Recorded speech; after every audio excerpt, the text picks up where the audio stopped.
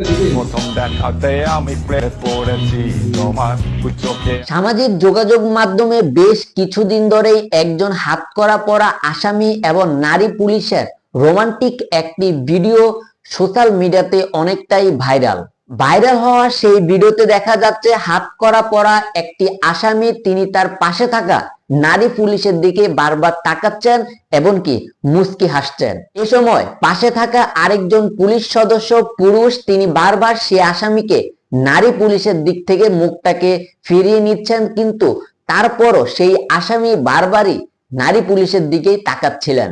এই ভিডিওটি ভাইরাল হওয়ার পরপরই গুঞ্জন উঠে সেই আসামি হচ্ছে একজন ছাত্রলীগের কর্মী, তিনি অবশেষে পুলিশের কাছে ধরা পড়েছেন। কিন্তু সর্বশেষ তথ্য অনুযায়ী এটা জানা গেছে যে এই পুরো ঘটনাটি একটি শুধুমাত্র নাটকের অংশ ছিল।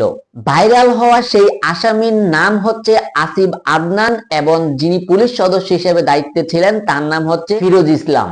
ব্যক্তিগত জীবনে তারা দুজনই একটি বেসরকারি টিভি চ্যানেলে কর্মরত এবং তারা মূলত নাটকের অভিনয় করে থাকেন।